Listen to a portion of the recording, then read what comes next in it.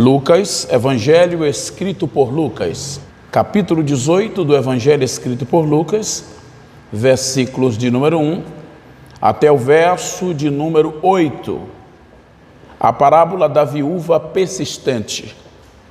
Nós estamos hoje no encerramento de campanha e o Senhor se lembrou de Ana, e o Senhor se lembrou significa que o Senhor agiu por ela. A expressão lembrar-se na Bíblia fala de ação. Sempre quando a Bíblia mostra Deus lembrando-se de alguém, sempre que o texto fala e Deus se lembrou, a gente vai ver que os versículos que se seguem, alguma coisa está acontecendo da parte de Deus. A expressão lembrou significa que Deus parou para lhe dar a vitória. Louvado seja Deus. Mas esta vitória na vida de Ana foi por conta da persistência. Se ela tivesse desistido, ela teria sido derrotada. A história com certeza estaria diferente. Da outra vez que eu estive ministrando, eu falei a esse respeito de Ana, que se ela tivesse desistido, a história seria outra. Mas ela perseverou, nos dando o exemplo de que a vitória está com aqueles que persistem. A gente vai ler um texto também que mostra na parábola de Cristo que devemos perseverar e não desistir. E contou-lhes também uma parábola sobre o dever de orar sempre e nunca desfalecer, dizendo: havia em uma cidade um certo juiz que não temia a Deus e nem respeitava homem algum. Havia naquela mesma cidade uma certa viúva que ia ter com ele, dizendo: fazei-me justiça contra o meu adversário, mas por algum tempo não quis. E depois disse consigo: ainda que eu não tema a Deus nem respeite os homens, todavia como essa viúva me molesta, hei de fazer justiça para que enfim não volte e me importune muito. E disse o Senhor: ouve o que diz o injusto juiz. E Deus não fará justiça aos seus escolhidos, que clama a ele de dia e de noite, ainda que tardio para com eles? Digo-vos que depressa lhes fará justiça. Quando, porém, vir o Filho do Homem, porventura, achará fé na terra? Amém. Poder assentar-se. Eu quero, neste encerramento de campanha, pregar subordinado ao tema: sem o esforço da busca é impossível a alegria da vitória. Eu magnifico a Deus pela vida do nosso irmão Rui Peterson, do presbítero João e de todos quanto nesta noite vieram para receber as bênçãos do encerramento deste propósito. Salomão, escrevendo Eclesiastes, ele diz que o fim das coisas são melhor do que o início. Se todo mundo tivesse essa consciência, teria mais gente aqui. Porque a Bíblia diz que o fim das coisas é melhor do que o início. Isso está escrito no capítulo 5 de Eclesiastes. Se não me falha a memória, é o capítulo 5 que fala que se fizerdes algum voto ao Senhor, não tarde em cumprir. Porque Deus, ele não se agrada de tolo, né? Então, quem faz um compromisso com Deus e não cumpre, a Bíblia, o próprio Deus chamou de tolo, né? Pois não sabe que faz mal. Mas graças a Deus por essa oportunidade de estarmos aqui no encerramento deste propósito. Amados, sem o esforço da busca é impossível a alegria da vitória. Os versículos que lemos mostram um esforço vigoroso e diligente desta mulher. A expressão esforço ou esforçar-se é o mesmo que perseverar. Na etimologia da palavra, perseverar é chamado no grego de prostarquério. Prostarquério significa dedicar-se ou continuar firme, o que subentende uma desvelada persistência e fervor e apego àquilo que colocamos como alvo para alcançar. O historiador diz que Ana passou aproximadamente 25 anos, né? Indo a Siló, sendo humilhada, mas não desistiu. Ela exerceu o prostarquério. Ela dedicou ela continuou firme, porque ela tinha um alvo, um propósito.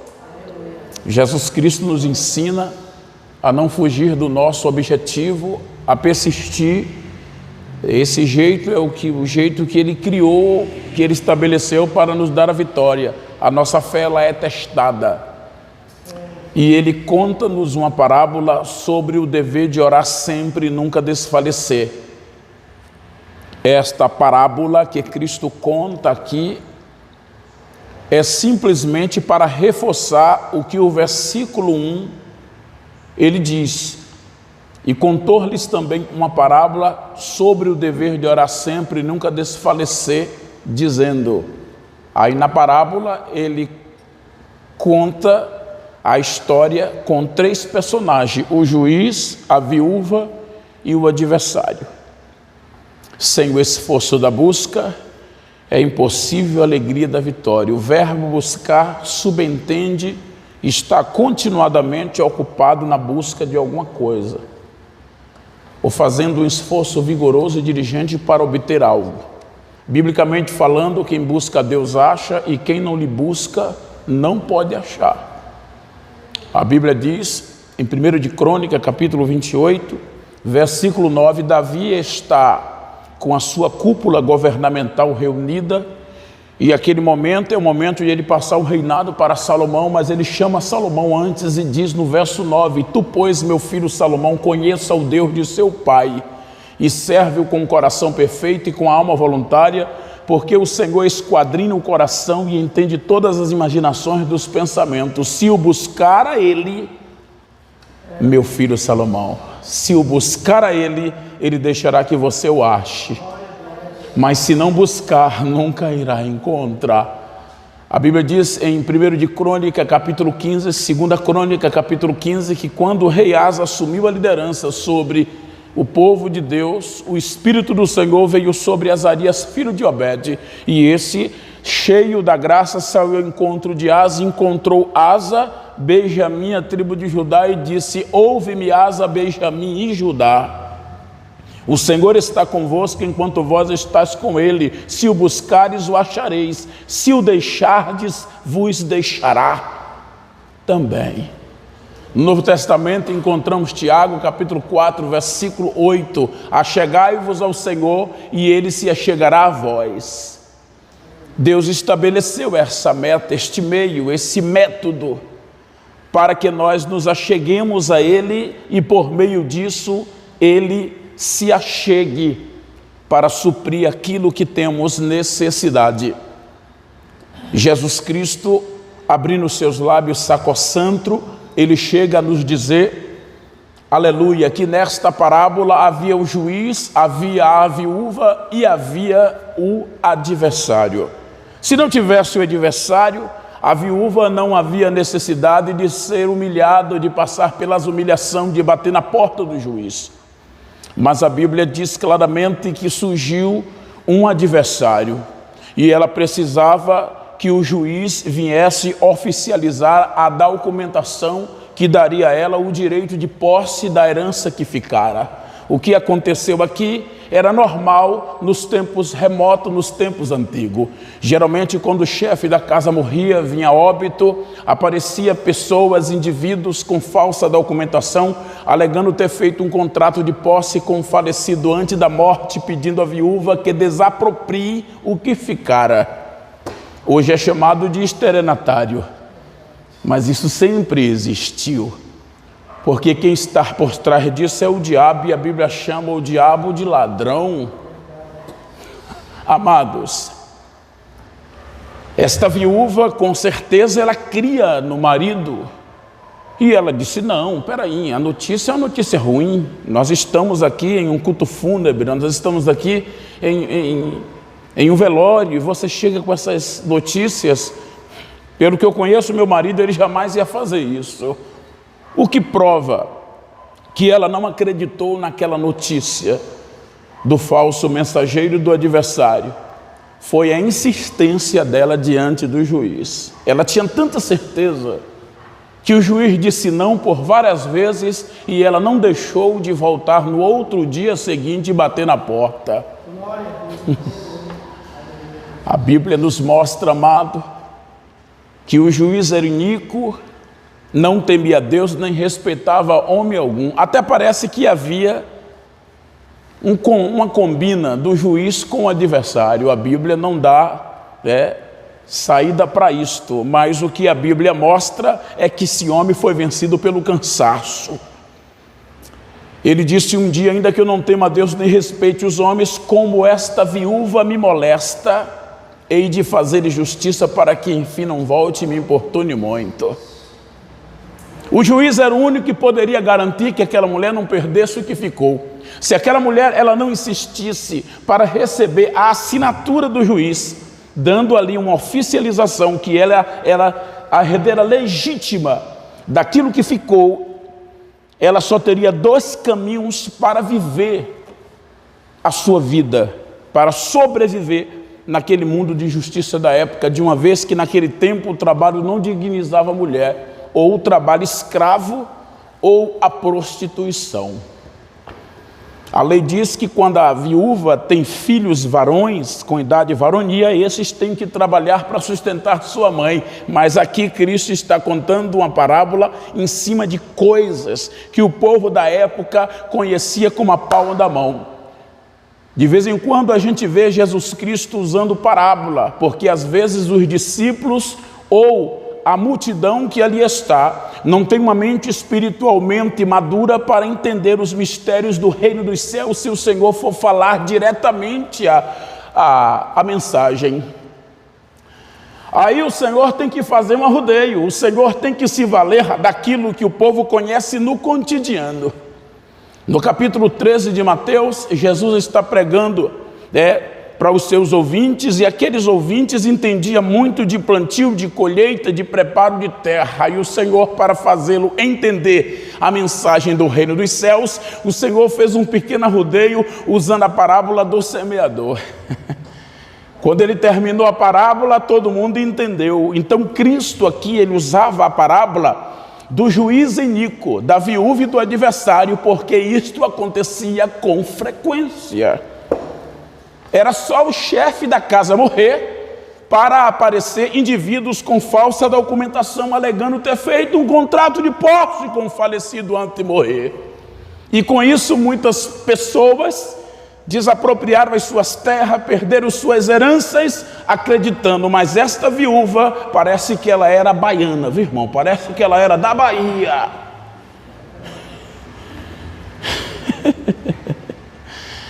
O baiano, quando desconfia, a linguagem usada lá tá com uma pulga atrás da orelha. Então, se a viúva tinha uma pulga atrás da orelha, não, peraí, que negócio é esse? Meu marido morre, você aparece.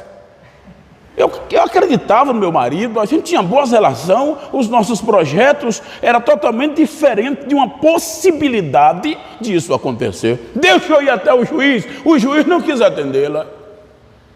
Quando ela chegava, batia na porta, se é que ele tinha um escritório, ele tinha um local de atendimento. Geralmente na época os juízes ficavam assentados numa cadeira com uma mesa na entrada da porta da cidade. Nos tempos de Jesus, essas coisas poderiam estar mais modernas. Mas enfim, quando ele abria a porta, pensando que era um daqueles que gostava de lhe dar presente por suborno, gostava de puxar o seu saco, ele encontrava a viúva suada, despenteada, empoeirada, e a conversa era a mesma: fazei-me justiça contra o meu adversário, e a porta na cara. Bah! Amados, sem o esforço da busca, é impossível a alegria da vitória. Deus tem bênção no encerramento desta campanha. Deus tem muita vitória no encerramento desta campanha. Mas eu vou lhe dizer, amado, a vitória é para aqueles que vieram aqui para fechar essa campanha que começou. Aleluia, bendito é o nome do Deus que fez o céu e que fez também a terra. Iremos sair daqui de posse de vitória, porque a Bíblia diz que o fim das coisas é melhor do que o início.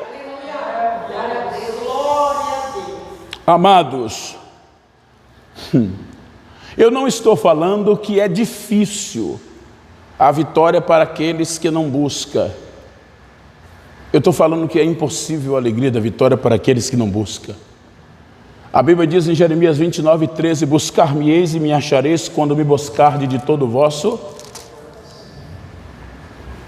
Em outras passagens da Bíblia, como Isaías 55:6, diz que temos que buscar o Senhor enquanto podemos achá-lo.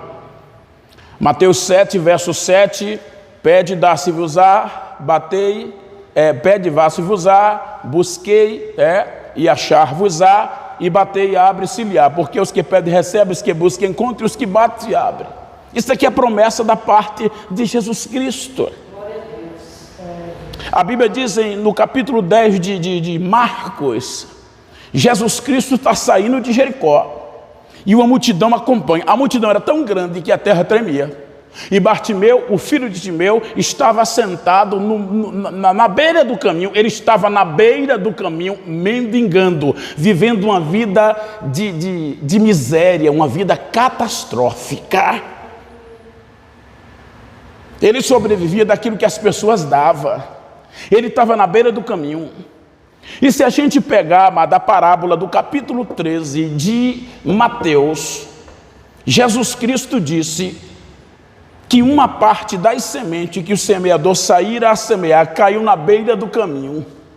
E o pássaro veio, E na interpretação da parábola, o Senhor falou que a semente que caiu na beira do caminho são aqueles que ouvem a palavra do Senhor, mas ficam, desatento,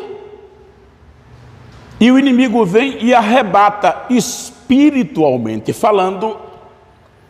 Quem está na beira do caminho está preso pelo diabo, porque Cristo é o caminho, não é a beira do caminho.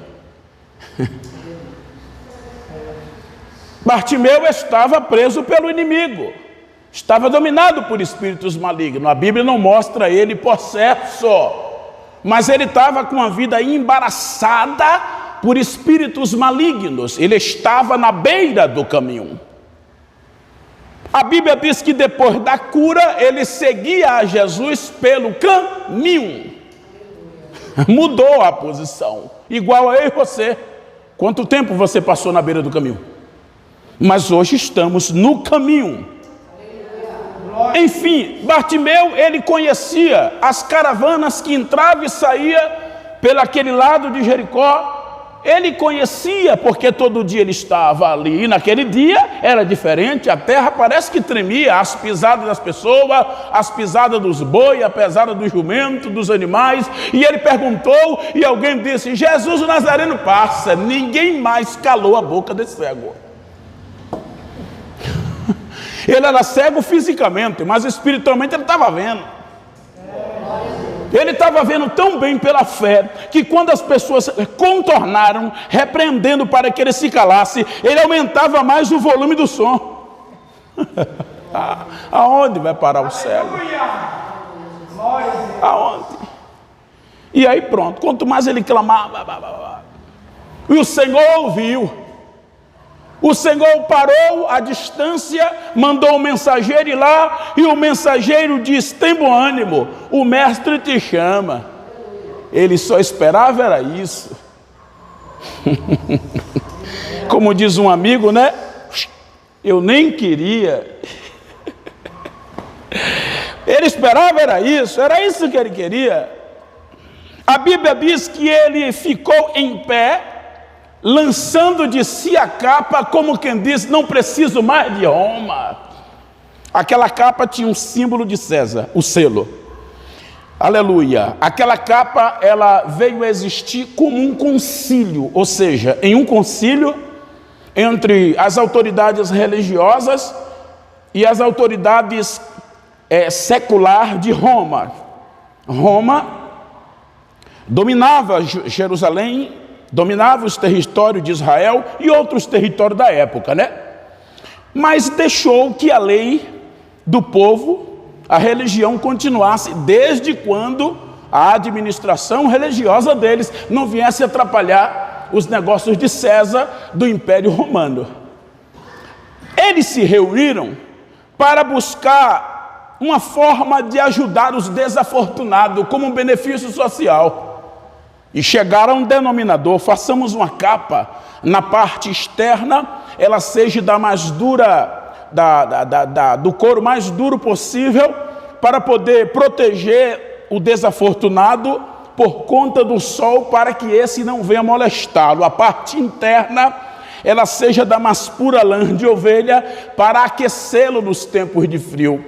Esta capa, ela tinha, amado, esses acabamentos. A parte de fora era um couro protetor, a parte de dentro era lã de ovelha para aquecer. Mas o que tinha de mais valioso nesta capa era o selo de César, o selo do imperador. Com esse selo, qualquer pessoa que tivesse essa capa poderia se assentar em qualquer lugar para pedir esmola, até nos lugares que era proibido. Você sabe que aqui em Campinas tem lugar que é proibido a pessoa abordar um pedestre, um passageiro para pedir esmola. Eu estava um dia desse na rodoviária e um camarada lá dentro, não era cá fora, e o camarada começou a me abordar, o segurança veio, pegou e carregou e levou, porque não pode. Mas nos tempos de Bartimeu, quem tinha a capa com o selo romano, César, poderia se assentar, poderia entrar em qualquer lugar. Era forma de benefício social, os recursos eram pouco, era fraco, mas eles conseguiram fazer isso. Se acha que não tinha ladrão, salteador, interessado em pegar aquela capa e se passar por esmolé, por necessitado, e se assentar nos lugares onde a esmola seria melhor? Claro que tinha. Amado, aquela capa era a garantia certíssima do ganha-pão de Bartimeu. Bartimeu, ao sair de casa, ele poderia passar em qualquer lugar que vendesse alimento, ele poderia comer um bocado, ele poderia pagar para os amigos e dizer: olha, quando eu voltar, no fim do dia, eu lhe pago, porque ele teria dinheiro para pagar. Toda a nação era orientada a ajudar a todos, mas principalmente aqueles que faziam parte do plano social da época, que tinha a capa com selo romano. Era a garantia certa do ganha-pão.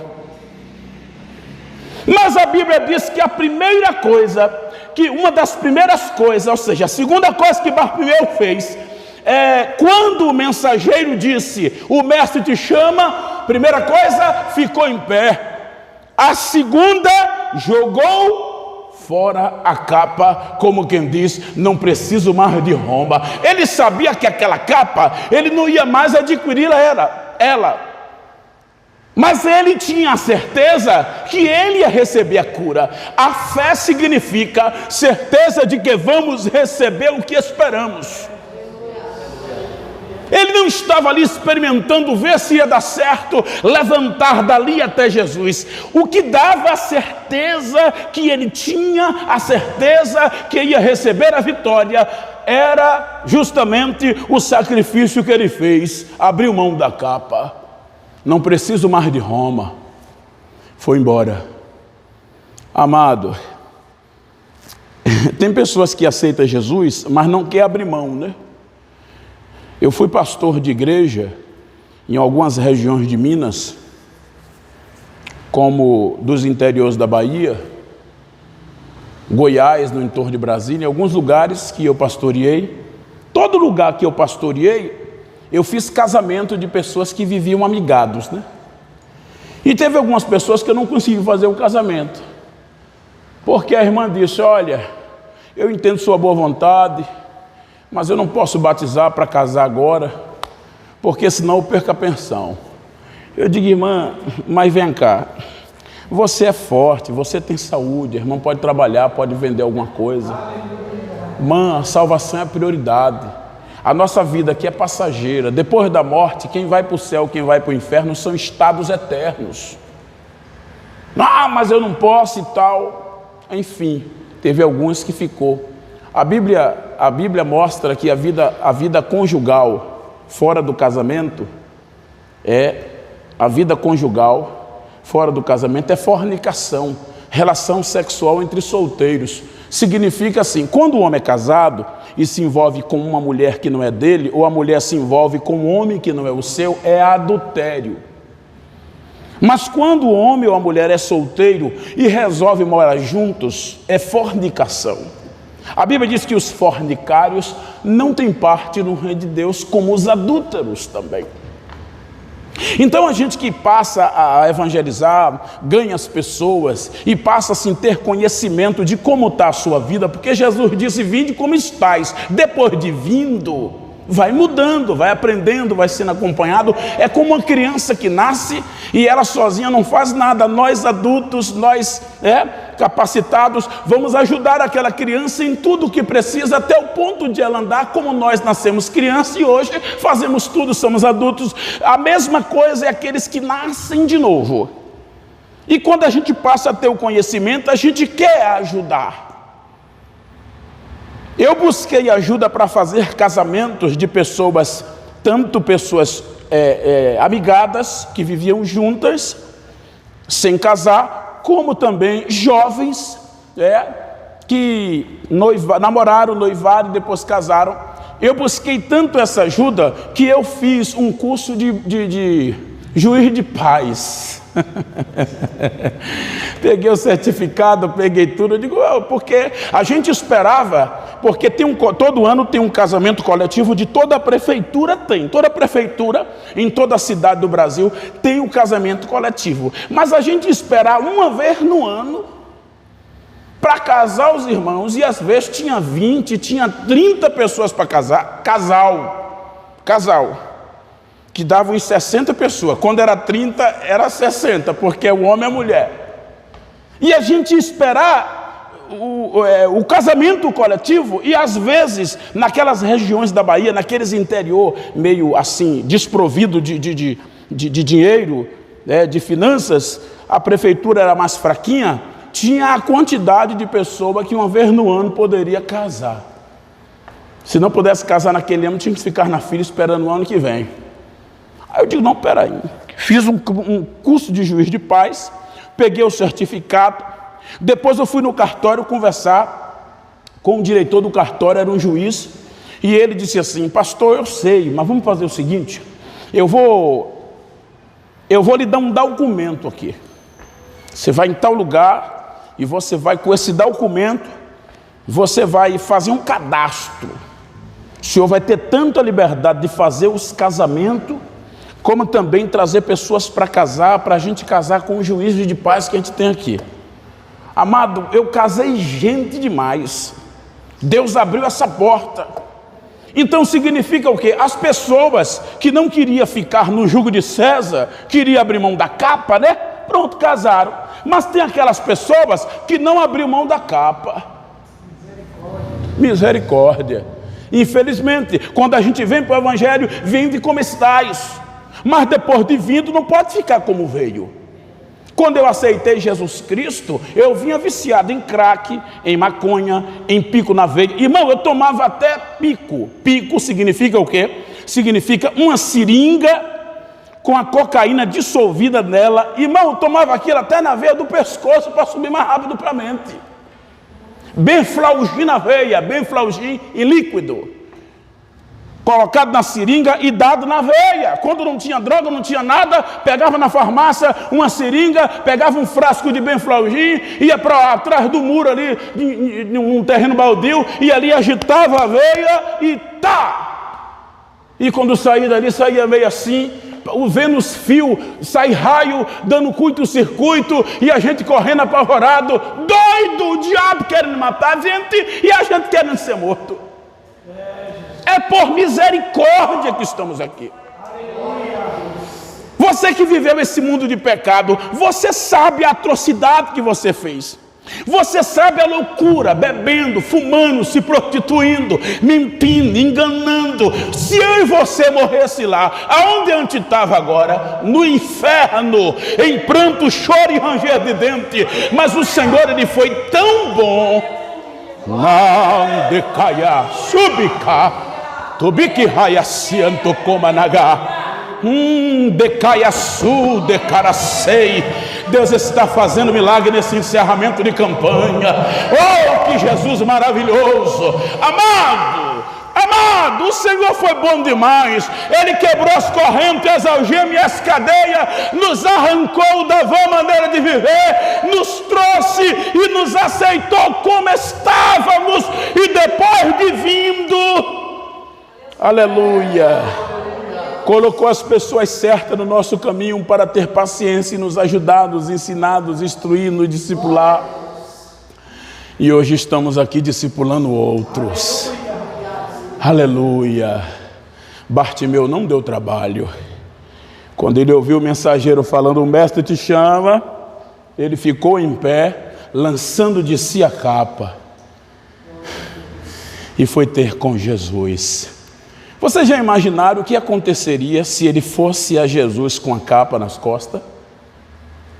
Será que Jesus estava naquela disponibilidade?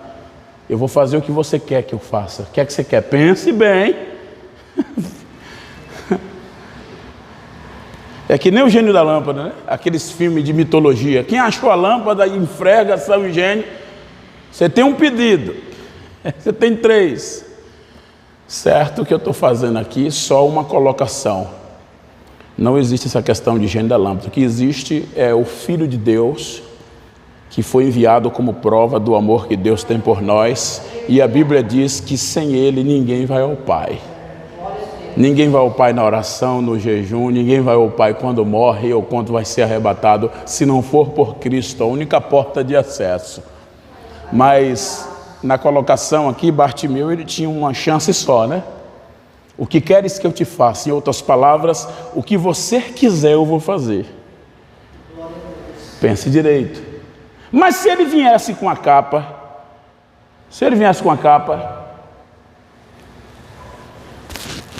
será que Jesus Cristo estaria na disponibilidade de lhe dar o que ele queria, o que ele pedisse? A Bíblia diz que sem fé é impossível agradar a Deus, irmão. Bartimeu provou fé. É por isso que quando Cristo parou, ele ficou ali esperando que o mendigo viesse. A primeira prova de Cristo... Ele provou Bartimeu, provou a mulher cananeia, e nos prova muitas vezes com o silêncio. A gente clama, parece que a garganta vai rasgar e parece que não está vendo nada. A mulher cananeia já estava querendo desistir, o discípulo não suportou. Bartimeu clamou, o povo ficou irritado. Cara, você não vai te ouvir, cego.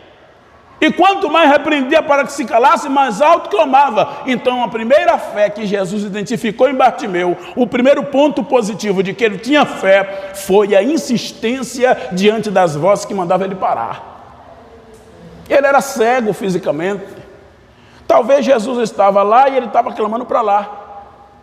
Ele era cego. Mas a primeira mensagem que deram para ele, Jesus Nazareno passa, amado, foi autossuficiente para enxertar a fé. A Bíblia diz que a fé vem pelo ouvir e ouvir a palavra. Cristo é o verbo, palavra, que se fez carne e habitou entre nós. Pronto. Incendiaram a fé do cego. Cristo ficou observando, Cristo parou, Cristo podia ir lá e atendê-lo, ali onde ele estava assentado. Mas ele estava sob teste.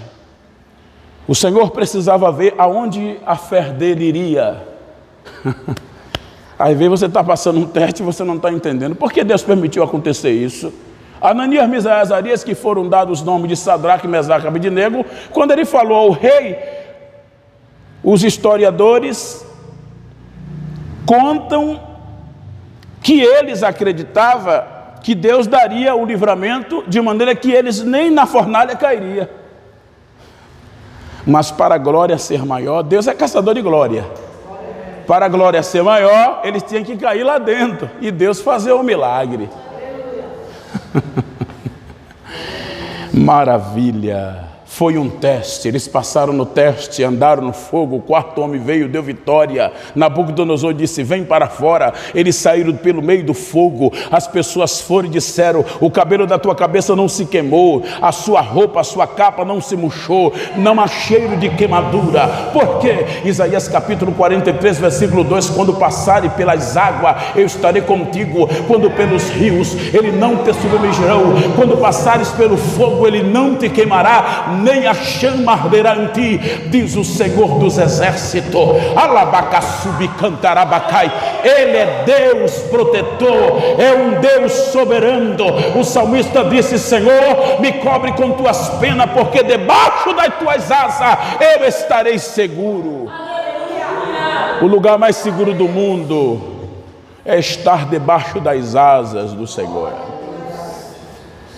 Amados, a Bíblia nos mostra que Bartimeu passou no teste. O Senhor ficou só olhando. Ele se levantou quando ouviu. Na mesma hora que ele se levantava, ele lançava de si a capa. Pronto, não preciso mais de Roma, não preciso mais disso. Não vou ficar nessa dependência, a história agora é outra. Ele mandou me chamar. É só questão de alguns passos, eu vou estar vendo. Ele tinha fé, ele tinha certeza que ia receber. Foi bom até aquelas irmãs e aqueles irmãos não querer casar, porque ia perder a pensão e ainda ia morrer de fome. Porque não queria. Ia perder a pensão e ainda ia morrer de fome. Não acreditava. O milagre é para quem crê, não é não? Se não crê, Ana creu. Foram aproximadamente 25 anos, meu irmão. Não foi 25 dias, 25 anos. Ela indo para Siló, saindo de Ramatais Ofim e indo orar e sacrificar. Quando chegava lá, a maior prova de Ana era quando chegava no lugar de adoração. Era quando chegava na casa de Deus.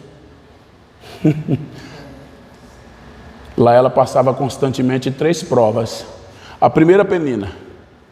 A segunda, a sociedade israelita, que considerava uma mulher estéril como uma mulher amaldiçoada por Deus. Ninguém queria se associar a uma pessoa que era amaldiçoada. Ela não era amaldiçoada, mas a concepção deles era essa. Não ter filho na época era estéril, ou seja, era amaldiçoada. Estéril amaldiçoada.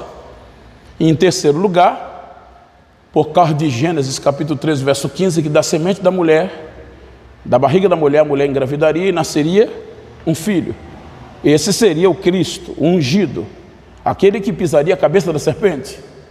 Enfim, para a sociedade israelita da época, eles acreditavam, homens e mulheres acreditavam, que uma daquelas grávidas, que uma das mulheres que engravidasse poderia ser a mãe do Messias. Segundo diz a história numa Bíblia, essas mulheres engravidavam desenfreadamente, acreditando que alguma delas viria a ser a mãe do Messias vindouro. Isso se constituiu na história, não na Bíblia, como uma terceira prova que Ana passava, porque Ana ficava chorando, não podendo fazer parte daquela disputa. A quarta e última prova já foi depois de anos passado, porque a Bíblia diz que Elias estava velho, assentado numa cadeira, e interpretou ela como bêbada. Amado, Ana não tinha mais força para fazer um clamor audível. Aquela Ana do final da história, aonde Elias chama de bêbada, não era aquela mesma Ana do princípio. Os anos se passaram. Quando a gente lê o capítulo com aqueles breves versículos, a gente pensa que aquilo for imediato. Não. As idas em Siló eram de ano em ano. Se passaram muitos anos. Ana já estava cansada, Ana já estava fraca, ela não tinha mais força de externar um clamor audível. A força que ela tinha era de concentrar a sua alma, o teu espírito ali e mover os seus lábios.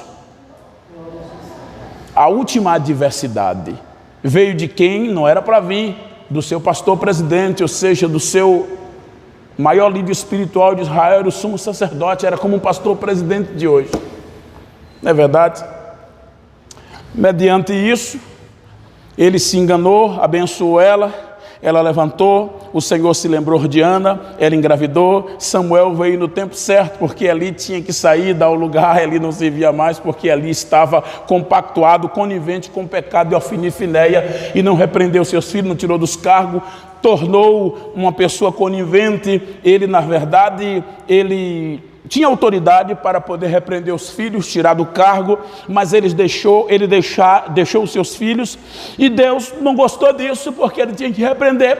Mais na frente, Samuel, ele teve mulher e teve filhos. A Bíblia diz que Samuel pôs os filhos dele como juízes para ajudar, ele estava velho, mas os filhos dele foram corruptos. Foi o que Samuel fez? Tirou o filho dos cargos, julgou os filhos. Se Eli tivesse feito isso, a história com Eli era diferente. Nós temos que ter muito cuidado, porque se o meu filho, o seu filho, está desviado do evangelho, ou está vindo para a igreja, mas está fazendo coisa errada, você já advertiu, já falou?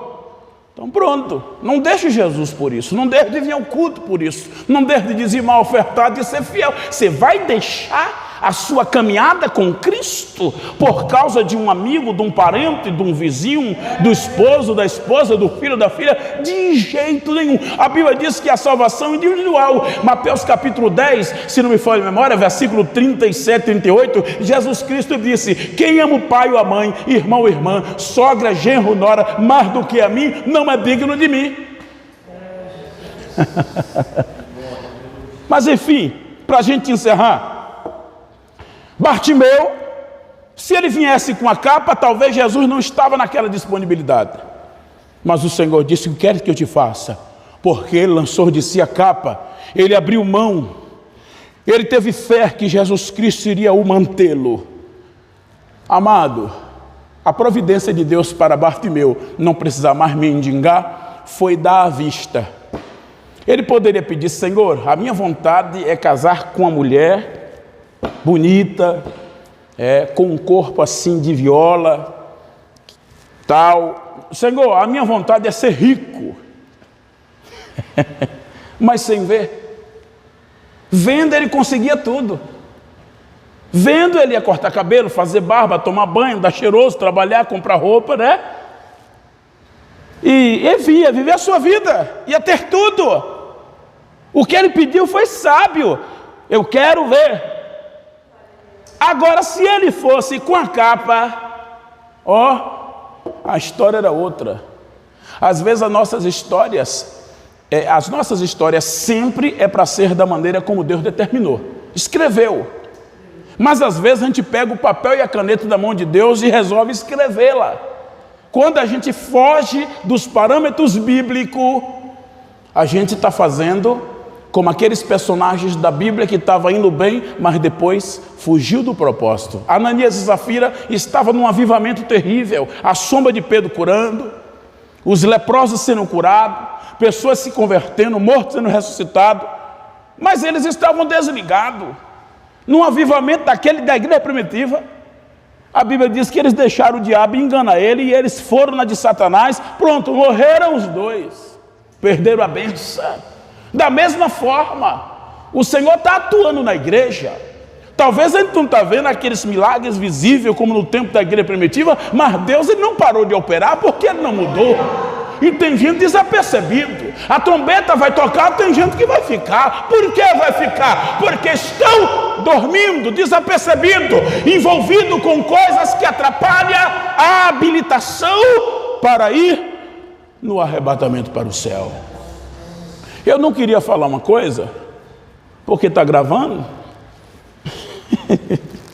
e esses vídeos correm, né, o Brasil todo, fora do Brasil. Um dia desse alguém mandou uma mensagem de fora do Brasil, para eu orar.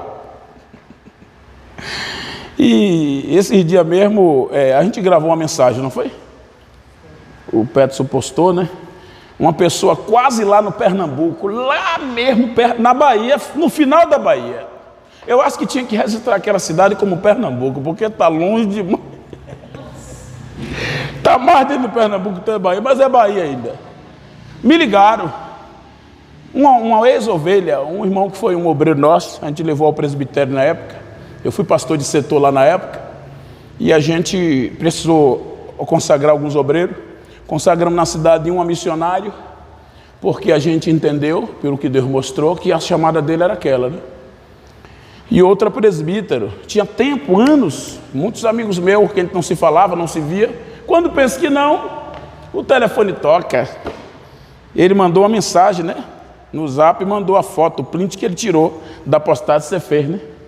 Gostei demais de ter visto eles, né? Até hoje a gente está conversando, está querendo que eu vá lá pregar. Olha o vídeo ajudando, abrindo porta.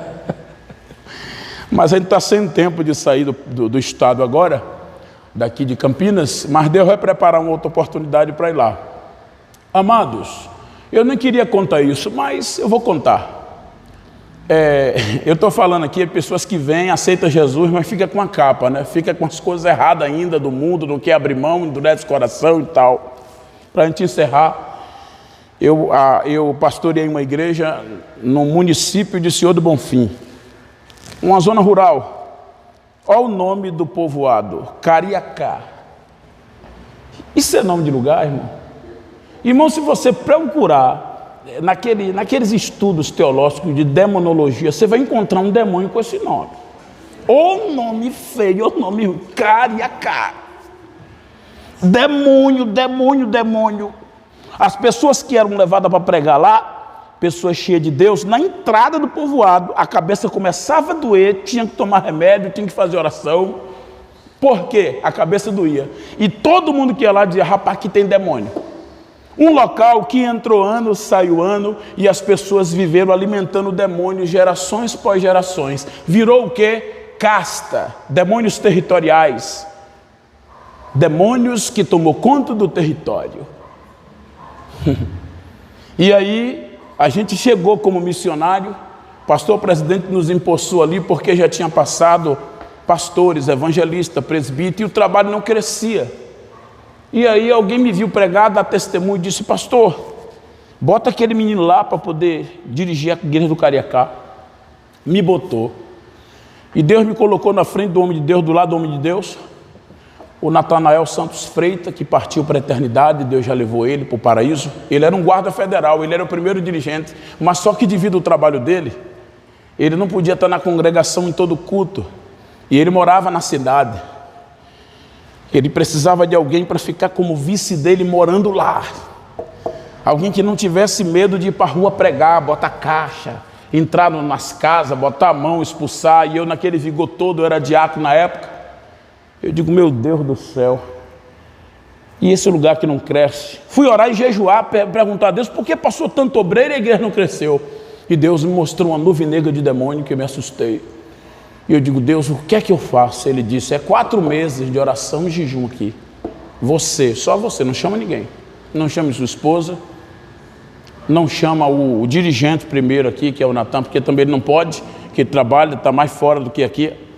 Um homem de Deus me ajudou demais, pagou o curso teológico para mim, para eu fazer na sala, benção, pagou tudo, me abençoou. Aí, resultado, eu fiz 4 meses, no final de 4 meses, mas fazendo culto com a caixa na rua, porque não adiantava eu estar orando e jejuando aqui, Senhor, envia as almas, o Senhor me deu tudo para ir atrás das almas. O mar, na simbologia, né, o mundo é o mar, né, o mundo é o mar. O mundo é o mar. Então, o mar está para peixe, meu irmão. Tem peixe, agora ficar aqui, tem muitos deles até pescando no aquário. Ô, irmão, vem congregar comigo. Não existe isso, irmão. A igreja só vai crescer quando a gente aprender a sair das 4 paredes para evangelizar. E pronto, eu saí das 4 paredes, botava a caixa na rua, evangelizava. Quando não tinha culto na congregação, a gente fazia culto lá fora. Se converteu tanta gente, orando, jejuando e batendo caixa, e ninguém se convertia. Depois de 3 meses em diante, parece que aquele acúmulo de oração e jejum, culto na rua, evangelismo, campanha na casa de um e de outro, isso veio, desbravou, como se fosse um trator de esteira. Se converteu tanta gente, encheu. Tanto que o pastor veio e fez um casamento comunitário de mais de 20 casal. Num dia só. O pastor presidente veio fazer. Tinha gente amigada, né? Presa. Deus curou tanta gente de todo tipo de doença, pessoas de muleta, largaram a muleta, passaram a andar. Agora tinha uma irmã, eu não vou dizer o nome dela, porque não sei se ela é viva ainda, mas tem parente vivo, eu tenho muitos amigos lá, eu vou colocar o nome assim, de Joaninha. A Joaninha, ela não curou, todo mundo recebeu cura. Todos aqueles novos convertidos e os velhos recebeu cura. Eu encerrava o jejum com a mão na cabeça dela, nada. Depois de uns dias eu fui fazer uma campanha na casa dela, encerrava o jejum com a mão na cabeça, nada, ela piorando, ela ficou enferma, de maneira que ficou na cama, com o pé na cova, para morrer mesmo, fazendo necessidades fisiológicas ali, urinando, defecando, colocaram um saco, pegaram uma paradeira para poder usar ali, para ela fazer tudo, banhava ela ali mesmo. Ela não aguentava ser carregada para trazer para o banheiro, tinha que fazer tudo ali. Todo mundo estava esperando, até não tinha nem plano funerário, um parente foi lá e correu, fez logo o plano funerário. Todo mundo acreditava que ele ia morrer. Não andava, ficou paralítica na cama, enferma, deteriorando. Aí um dia a irmã foi ajudar a dar uma faxina, passando a vassoura no quarto, bateu na porta do guarda-roupa sem querer. A porta abriu. Joaninho, o que é isso? Sabe quem estava lá? São Cosme e Damião. Aquele santinho. Tinha terço para todo lado, ainda tinha aquelas roupas de bloco carnavalesco, né? Aquelas mortalhas. E aí me ligaram, pastor, vem cá correndo. Eu pensei que ela já estava em óbito. Já sei porque ela não foi curada. Aí eu corri, eu estava orando e jejuando. Deus não ia me deixar, amado, sem resposta. Deus sabe que eu queria a cura, a salvação da alma. E quando eu cheguei lá, pastor, olha para aqui. Eu digo, irmão Joaninha, o que é isso? Ela deu uma justificativa que para um bom entendedor, né? Meia palavra basta, né? Se não desse certo com Jesus, né? Aí eu fui explicar de novo a ela. Demônio se camufla atrás das imagens. Isto aqui, ó, dá força a Satanás se camuflar. Isso aqui impede a ação de Deus. Deus não aceita ser substituído. Você veio à existência para ser adorador de um Deus só, vivo. Não precisa ter nada, basta você sentir, basta você ter fé. Não é dessa maneira, é espírito em verdade. Aí ela foi chorando, o Espírito Santo foi convencendo. Ela disse, pastor, o senhor está certo, pega tudo. Eu fui pegando, jogando o saco, já um por cima do outro, já quebrando, já pegando tudo, levei, botei nas costas. Que peso, que capa pesada. E quando eu estava na esquina, como daqui lá do outro lado do muro, naquela parede lá, do outro lado da rua, lá naquele muro, adivinha quem saiu gritando da porta de casa, gritando e vindo atrás de mim, pastor, peraí, pastor, Joaninha. Ela já era de idade, mas ela vinha correndo que nem menina nossa, moça nova, correndo de passos largos, o joelho vinha cá, ó. Ei, pastor, Deus me curou. Não precisou fazer mais nada, porque já estava acumulado muita oração e jejum. A única coisa que estava impedindo aquele sacrifício chegar a ela e curar era a capa. Vamos ficar de pé que eu quero orar pela sua alma. Alabandecaia se ande, tubica se andeca.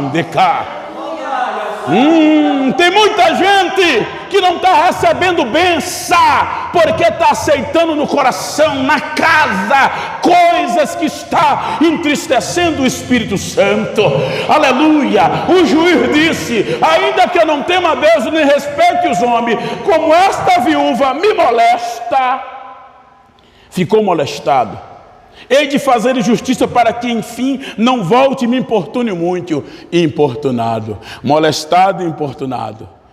Ele mesmo disse que era ruim, mas ele foi vencido pelo cansaço. A mulher insistiu. Parece que eu vejo assim, ele pegando. Me dê essa documentação aqui, mulher, para eu não ver mais sua cara. Deu uma canetada e ela saiu e o adversário caiu por terra. Ela ficou com herança. Da mesma forma, quando Jesus morreu no Calvário, Ele nos comprou herança. Ei, não deixa o diabo chegar, aleluia, com falso argumento e com falsa documentação e querer tirar de você a herança. A gente tem uma herança no céu, aleluia. O noivo está esperando o pai da ordem. Quando o pai da ordem, filho, é chegada a hora, vai pegar a noiva e traga para me apresentar, e eu vou celebrar um casamento. Tubicaia, caia, subcanteca, rapacanteco managai. Não perde a tua herança. Tuiandeca, sem o esforço da busca é impossível a alegria da vitória. Eterno Deus, estamos no encerramento deste propósito. Abençoe a Rui Peterson, abençoa o Samuel que não pôde vir hoje, mas está colado, o presbítero João, abençoa, Senhor, o porteiro ali, o irmão. Abençoa, Senhor, os irmãos que estão aqui nesta noite, no encerramento desta campanha. A tua palavra diz, meu Deus, aleluia, que o fim das coisas é melhor do que o início. Oh, de prata caia surimande comanagá. Meu Deus, abençoa a tua igreja, abençoa, abre a madre espiritual. Tu é perito em abrir madre, não te importa que Deus não abra. Deus, ele vai abrir uma porta. Recebe em nome de Jesus Cristo. Receba. Alabacaia suri mandeco.